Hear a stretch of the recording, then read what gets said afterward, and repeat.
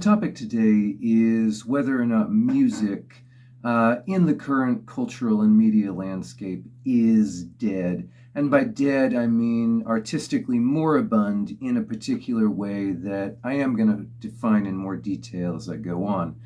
Now, obviously, people still listen to music. New music still comes out, more of it than ever before, in fact, on a sheerly volume-based metric. But has music lost the force of innovation and the cultural significance that it had from, I don't know, let's say the 1950s up until maybe 15 years ago? Now, some version of this question is often floating around in internet discourse, but what spurred me to think about it in more depth was I recently happened to listen to an interview that the pop culture writer Chuck Klosterman did on the Longform podcast. And he explained the problem in a way that did a good job of articulating some thoughts I had had in a more abstract way. I wanted to extend his commentary a bit and then offer my own thoughts about where I think the problem might be coming from. Now, this might be a very long video. My apologies for that. I tend to break things up over multiple days if they go over about 15 minutes, but I think I'm going to probably drop this all in one sitting. I know a lot of people tend to treat my videos almost more like podcasts or audio essays. This video is going to be very well suited to that. I don't think there's going to be too much to miss visually, so, feel free to have this on in the background while you dust or whatever. As always, I'm Hans from Electric Brain, Electric Shadow. We're a music project which defines itself in relationship to progressive rock for marketing purposes, even though I've made no particular effort to adhere to the conventions of that style. And in fact, those conventions were formed around 50 years ago now and have made most uses of the genre term oxymoronic. Now, if you agree with the basic premises of this video, then you'll probably find everything else on my channel to be notably hypocritical.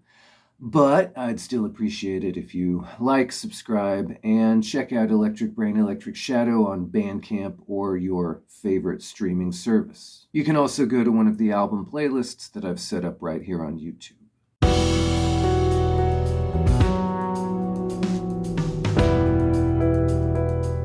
So Klosterman refers to an idea that he credits to the British culture writer Mark Fisher called the slow cancellation of the future. And I have read Fisher's work directly, but I'm mostly going to quote Klosterman's gloss on Fisher's ideas because Klosterman does tend to frame things in a more direct and accessible way than Fisher does. So Klosterman's gloss of Fisher's point is this, right? Basically, at any point since the advent of commercially available recorded music, if you took examples of music that was popular or significant in a given year and played them somehow, took them, in a time machine backward and played them for someone who was living 20 years earlier, then they would be radically surprising to that person.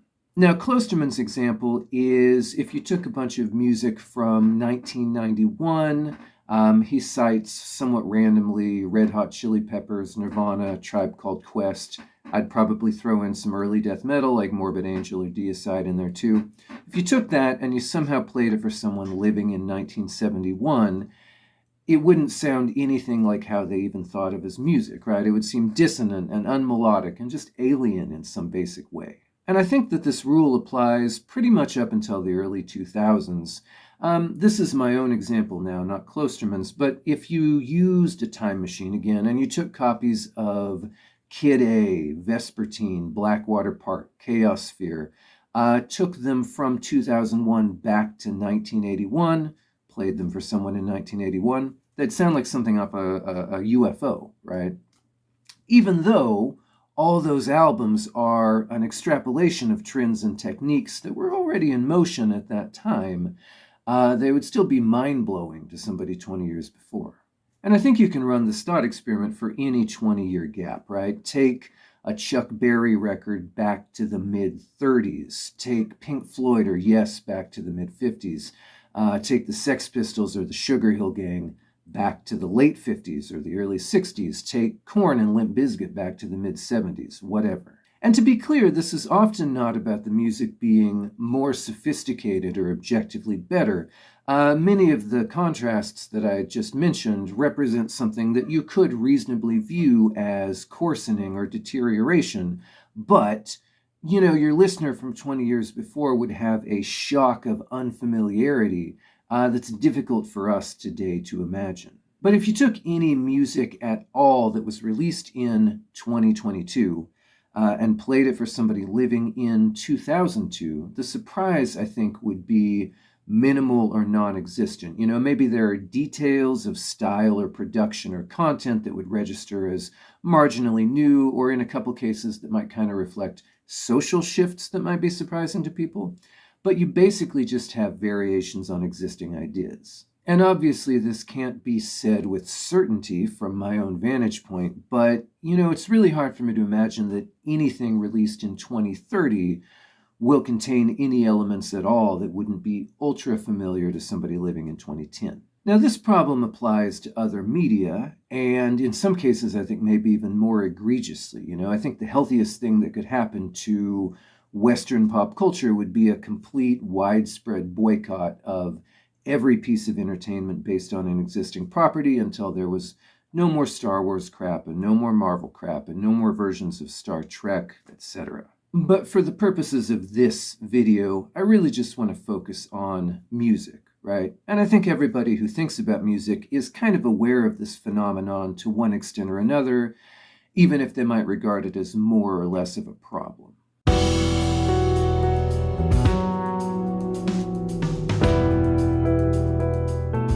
Now, before I get into causes, I do want to make a couple of caveats.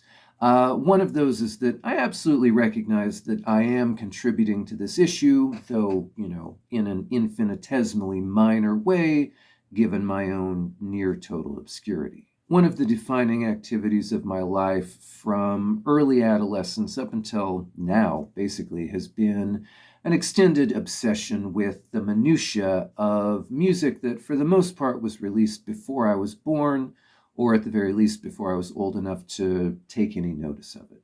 I've talked elsewhere about why that is, but it is a fact. There's a paradox in it, actually. Much of the reason why I started this channel, where I obsess over the minutiae of, at this point, often ancient music, was in fact to get a forum for the exposure of my own musical work. Now, obviously, I love going on and on about the 139th best Genesis song or whatever, and I've found people's responses to that gratifying. But I wouldn't have thought to begin doing this if I weren't, among other things, trying to leverage some amount of attention as a critic or fan for attention as a composer, arranger, recorder, etc., right? Now, it doesn't seem like that has been a remarkably effective strategy, but it's all I got.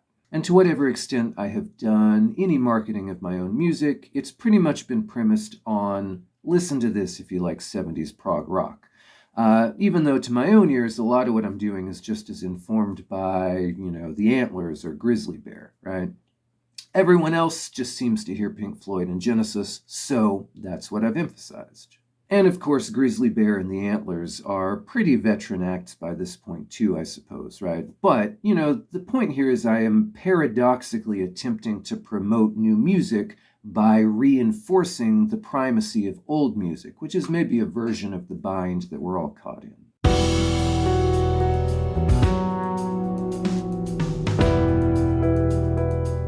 Now, the second caveat, I should admit that the recent music I've heard, which strikes me as being the most innovative, even if it's not innovative to the level that I kind of set out before with the 20-year test, right? The new music I've heard that is respectably innovative also tends to really rub me the wrong way, right? So, some people may say that part of my perspective here is rooted in being too old, and I have to perhaps plead somewhat guilty to that. It seems like a lifetime ago now, but back in 2019, I read this article about what at the time was called SoundCloud rap. For the most part, it just kind of seems to be, the default form of popular music now. But, I read this article and listened to all the samples that were linked in the article. And I felt at that time, like my dad probably felt the first time he heard Nirvana in 1991, right? Not just, I don't like this, but I can see why it would be appealing to somebody else with different tastes, but nothing here is recognizably good by any standard. Now, pretty much every artist mentioned in this article is dead now, so I feel like an asshole for saying this, but something like, for instance, Juice WRLD sounded to me then and sounds to me now so amateurish and one-dimensional that it's really impossible to imagine it having the commercial impact it did. Now, maybe that's the appeal, or part of the appeal, and I suppose your average listener in 1999 might have had the same reaction. I've had similar reactions trying to listen to what I think is called hyperpop, or to whatever kind of industrial trap thing Ghostman is doing. Some other things which really kind of seem to me basically like bad hip-hop being artlessly blended into an emotionally stunted version of some other bad form of popular music. But I do accept the possibility of that being a totally unfair, ignorant judgment on my part, and of those artists being much more transformative and original than I'm giving them credit for. Okay, so with those out of the way, time to get into theories about why the last couple decades of popular music seem stylistically frozen in a way that they really never have until now.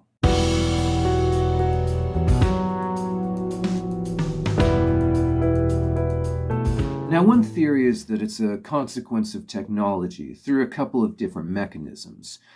First, we live in a period of constant, absolute access to basically all media ever created. And I know that a scholar will tell you that there are major, significant gaps in that record, but those gaps don't register for the general public.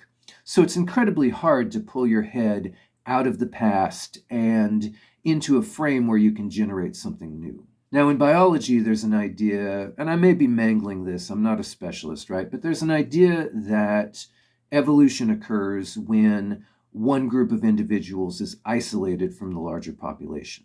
Now, I remember this being mentioned as an argument against the internet back in the mid-90s, right? That greater connectivity would result in stagnation, although in fact what seems to have happened is it resulted in a much greater number of isolated pockets where certain kinds of cultural evolution happened in all kinds of weird counterproductive ways. So it may be that the analogy is too reductive to be helpful. But either way, this whole idea of access to recorded history causing stylistic stagnation, I don't know if I'm sold on this in relationship to music, right? I think you can find examples either way. There was kind of a famous interview back in the 90s where Korn said that they had no knowledge of classic rock, right? That their understanding of music history began with the Red Hot Chili Peppers. And they caught a lot of flack for that. Even though I don't like Korn, I do think that they did something which, when it came out, felt strikingly new and original. And that ignorance actually probably helped them with discarding certain elements of the rock tradition in a way which turned out to be generative and creative. I think it's much more common, though, that innovative musicians are music nerds, at least at some point in their lives, right? I mean, they probably calcify in their 30s like the rest of us do. But, throughout history, I think most musicians have, in fact, been omnivorous music nerds who listen to all kinds of things that do and don't have anything in common with their thing. I remember as a teenager having a laugh over the fact that the liner notes to Morbid Angel's album Domination name-check Gordon Lightfoot as an influence. So, I don't know, it just, at an intuitive level, it seems to me like being able to hear all music ever, anytime, wouldn't necessarily be an impediment to innovation. I do think, though, that it's possible that innovation is being stultified by the ability to completely immerse yourself in a niche, and more than that, to avoid things which don't appeal to you. Now, I listen to a lot of different genres of music, but I do mostly listen to prog rock or proggy metal or proggy indie rock. And if I'm branching out, I tend to find a similar version of those different genres, if that makes sense, right? Like, if I'm going to listen to hip hop or alt country or contemporary classical, then the version I find of that genre is probably going to be the most moody and cinematically arranged and complex version of that thing, right? It might be that if I listened to the radio a lot more or lived with someone who liked Juice WRLD, then there would be some subconscious influence from other ways of thinking about music that would creep into what I did, whether I was aware of it or not. Maybe that is a version of a common problem. And I do think it's true that the past hangs over contemporary musicians more heavily than it ever has, right? The Beatles and Nirvana and Pink Floyd, they're vampires who are constantly sucking resources and attention from younger listeners in what is ultimately a zero-sum competition, which those bands didn't have to deal with in the same way when they were in their prime. And nobody really seems to question that state of affairs other than broke young musicians. Now, I don't want this whole video to just be me citing Chuck Klosterman, but in that same interview, he mentions a kind of a rash of articles that came out a few months ago connected to Billie Eilish saying she didn't know Van Halen, which, as Klosterman says, would never have occurred to people as a question you would ask someone until the last decade. It's like, this is my own comparison now, not Klosterman's, but it's like if people shit a brick in 1978 because Eddie Van Halen said that he didn't know Duke Ellington, right? Now, Eddie Van Halen probably did know Duke Ellington's work pretty well, but if he didn't, nobody would find that noteworthy. And that just seems like an example of one of many, many that I could choose from of the past haunting the present to a much greater degree than it ever has before in terms of existing within the world of popular music. But if technology is an issue, I think it might be more so one in terms of general attention deficit and the fight for eyes and ears, right? But, if technology is an issue, I think it's more an issue in terms of general attention deficit and the fight for eyes and ears. There's so much readily accessible media.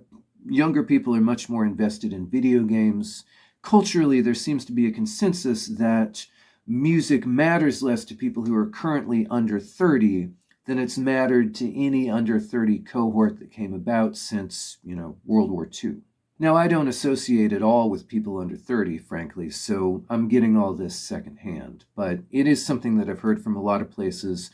Off the top of my head, Rick Beato did a fairly compelling video on this topic. Art of Guitar had an interesting video as well about the ways in which modern guitar students seem much less invested in music.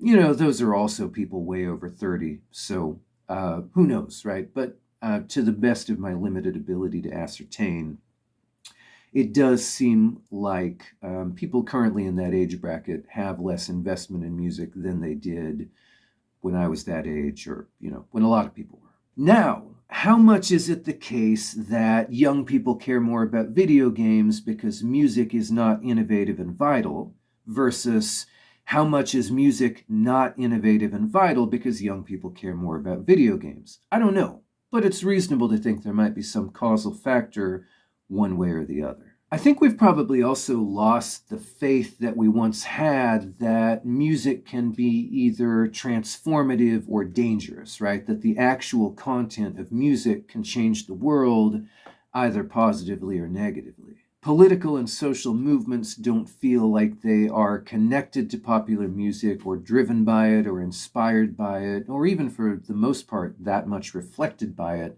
the way that they did in, let's say, the 60s, at least according to the myth we have of the 60s. And it's very hard now to imagine how legitimately socially dangerous somebody like Dr. Dre or Eminem or Marilyn Manson seemed in their time, right? We may have a lot more concerns about an artist's personal conduct now, but those concerns are fairly divorced from the actual content of their work. And in both cases, for better or worse, there's a loss that causes to the sense of power and cultural centrality that music would once have had.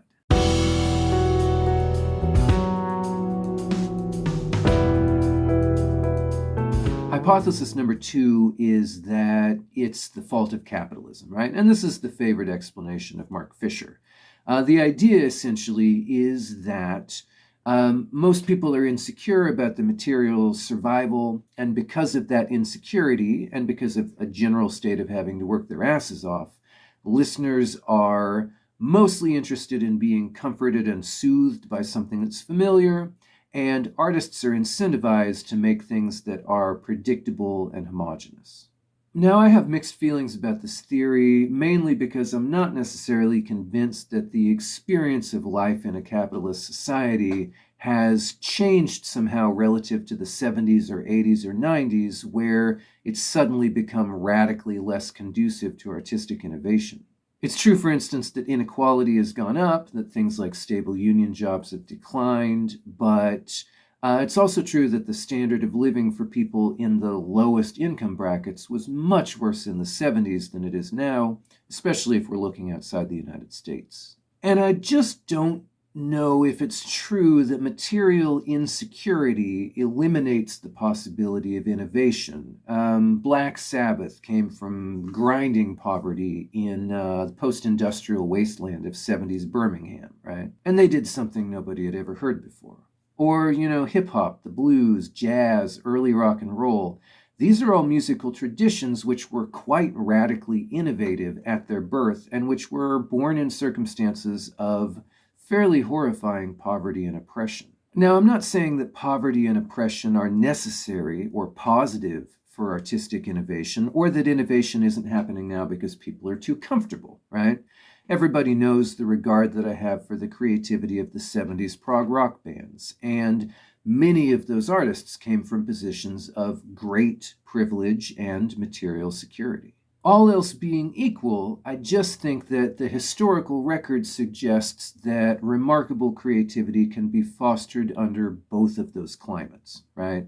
So it's hard for me to believe that the continued existence of market capitalism is single-handedly making music less interesting than it was in the 70s. Certainly it's true that market forces oppose innovation, but I think it's also true that market forces can sometimes make innovative things ubiquitous in a very short amount of time and accelerate the spread of changing fashions. I've been mentioning Nirvana a lot in this video because they represented the first radical change in the texture of popular music that I happen to have lived through and been aware of while it was happening. And it may be that capitalist gatekeepers weren't expecting Nirvana or might initially have been skeptical about them or resistant to them, but once it became clear that this new thing was marketable, it was big capitalist corporations which worked to make it instantly ubiquitous in ways that accelerated that sense of generational change. And you can see that as good or bad. Certainly it was direly corrosive to Kurt Cobain's mental health. But, the capitalist infrastructure there doesn't seem to have been a shield at all against massive change and innovation in the landscape of popular music. Now, is it true that in a socialist utopia where everyone could get paid to sit around and do whatever they liked, then there'd maybe be some amazing music like nobody's ever heard before? I have to think yes. Is it also true that if technological society was eliminated by World War III and the few remaining humans were living in warring tribes and scavenging cockroaches, would they maybe come up with some pretty neat music that we can't quite imagine? I actually also think yes. But it's hard to say too much, I think, about the effect of capitalism on the creativity of recorded music, because most recorded music has occurred in the context of capitalism. I can really only think of a few interesting counterexamples. In the book Lords of Chaos, there's an interview with, if I remember correctly, it's been years since I read this, but if I remember correctly, an interview with Christopher Rigg, aka Garm from Ulver, where he says that it's ironic that so much black metal is dedicated to a philosophy of radical individualism, because the whole possibility of second-wave black metal was enabled by the Norwegian welfare state. Not that Norway isn't a capitalist system, but it is one which allows a lot more room to really throw yourself into making unmarketable music for a small number of people.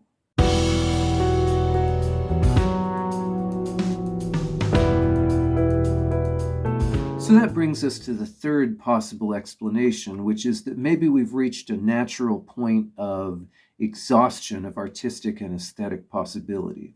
And this to me feels like a major part of the issue. Simply put, a great deal of what could be done has been done, right? We've explored all the logical extremes of louder, softer, faster, slower, more dissonant, more beautiful, more coarse, more sophisticated, simpler, more intricate. We've tried integrating basically every available non-Western sound into Western popular music. The only really untapped vein I can think of is microtones, and there's been plenty of microtonal music. It just hasn't taken off on a broad scale to where it's commercially or culturally impactful outside of a narrow specialty audience, and I suspect there's some basic reason that it can't. You could make an argument, and I don't know if this is wholly true, but I'm pretty sympathetic to it. You could make an argument that every shift in musical style throughout the 20th century was at some level spurred by a change in technology, right? New instruments, new ways to generate sound with existing instruments, new tools for editing. And right around the mid-2000s, we reached a point where for under $1,000, anyone could purchase a set of software tools which allow a functionally unlimited capacity to generate and manipulate sound. And that's also right around the time that stylistic innovation ended, perhaps because with that infinite creative access comes the end of the frontier. Now, as an aside, I've seen it suggested that part of the issue is that nobody needs to cultivate musical technique anymore, that technology has replaced the need to master any kind of an instrument. While I'm sympathetic to people who are bothered by that shift, albeit guiltily sympathetic because, much of my own work is based more on digital assembly than live performance, I don't think that there's any natural correlation between advanced technique and stylistic innovation, given that, and I say this as not an expert in this genre, so I may piss people off by asserting it so confidently, but jazz, which is a very technique-focused musical form, perhaps the most technique-focused musical form, is also maybe one of the most stylistically conservative and hidebound. So on the one hand, it seems depressing to say that we've reached perhaps the inevitable permanent exhaustion of stylistic possibility, barring something catastrophic. Rather than expecting anything truly new or surprising, maybe we get a recurring set of cyclic migrations through pre-existing possibilities forever. On the other hand, maybe it's liberating to be freed from the need to innovate, right? Obviously, compelling music can be and has been made in derivative or unoriginal styles, and I think it's reasonable to believe that the range of individual possibilities within a style is infinite, just as much as the range of human individuality is infinite. There was an article I read in Aeon magazine a few years ago which posited the idea that scientific progress essentially came to a halt in the 1970s. Everything we've had since then has been a matter of incremental improvement. Now, this issue with music and art feels to me like a similar phenomenon, though not precisely equivalent, not necessarily rooted in similar causes.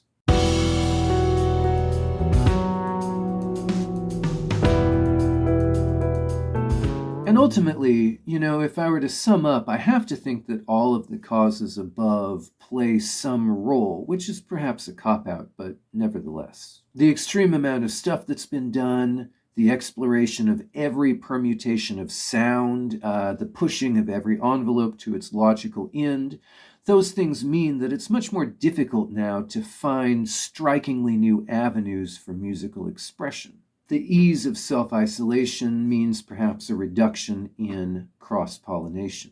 And while the barrier to newness has then gotten higher, at the same time there are, and to some extent there likely always have been, market pressures which disincentivize getting over that high barrier to something truly new, and that's happening in the context where a small minority of young people are hyper-immersed in the traditions of music, while a huge majority are less engaged with music than overall any generation since World War II. Now, how much any of this matters, I don't really know.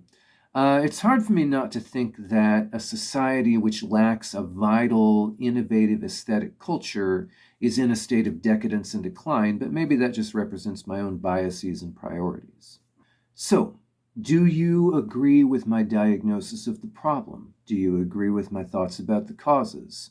Do you disagree with the extent to which I have dismissed a great deal of new music?